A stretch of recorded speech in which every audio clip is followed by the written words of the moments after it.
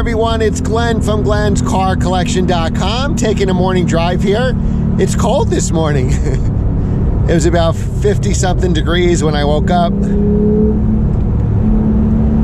And taking a spirited drive before work.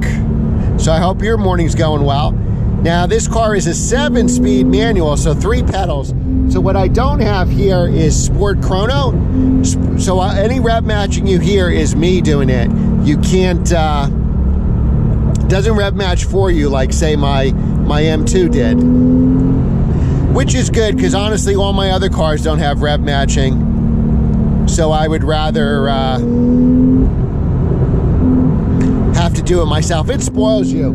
The M2 with rev matching, when I went back in the 1M or E46 M3 or NSX, it was hard to heel toe because it would spoil you so much having that automatic rev matching in the M2.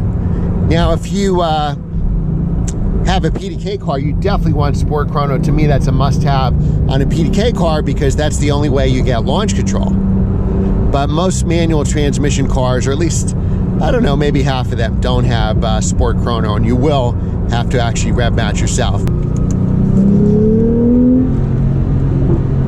All right, so I'm driving in sport mode.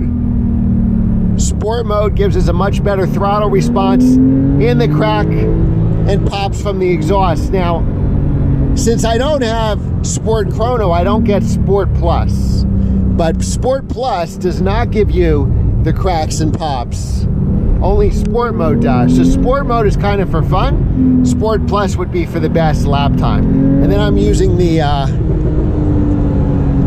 also the Sport button for the suspension. Oh, they paved this. Good. I'll keep it in gear longer so you can hear the sounds. And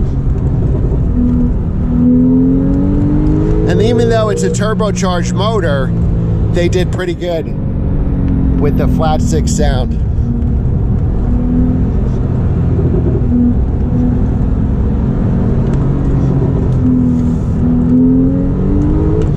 There we go.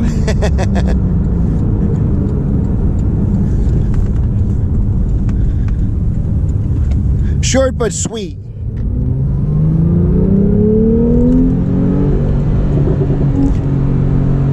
Now I never cross the double line ever, so keep that in mind.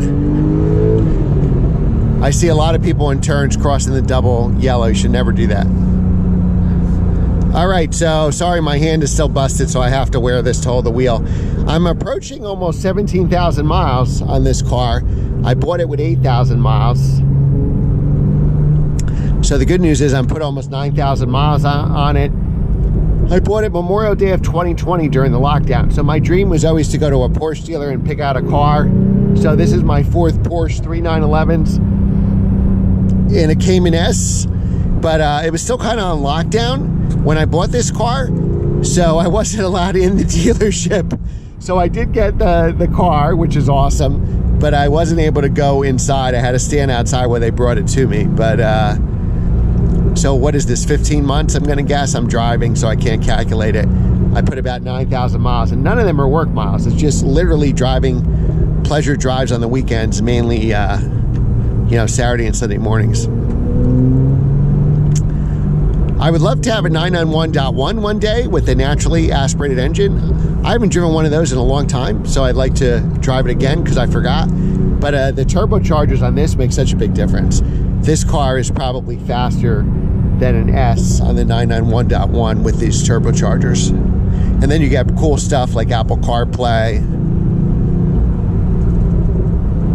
But I think there definitely will be some collectability to the 991.1s because of the last naturally aspirated engine, like the 458 Ferrari.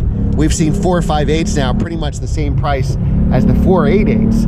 And there's really no contest in power. The 488 is much faster, but but certainly doesn't have the sound. We had a hurricane and a lot of flooding, even though we're up in the hills, up in the mountains.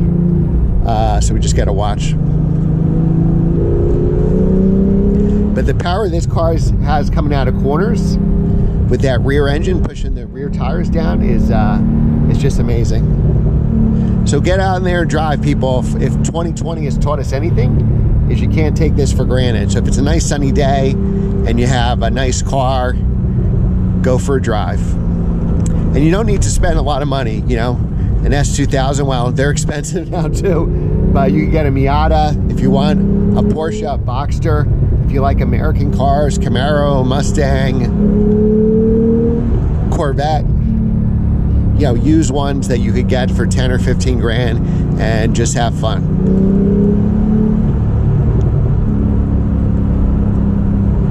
These roads get so clogged with slow traffic, that's why we have to hit them so early in the morning.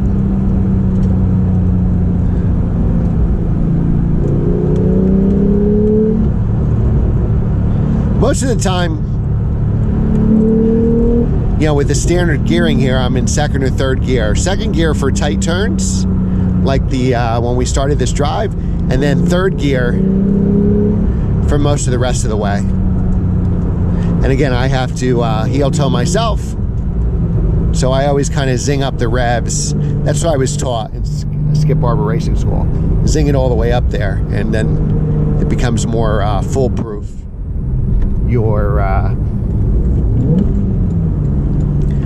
heel toe shifting, your rev matching. All right, guys, there's some gravel here. I'm going to leave you here. I hope you have a great day at work, home, school, whatever you're doing. Remember to like, share, and subscribe, and I will see you next time.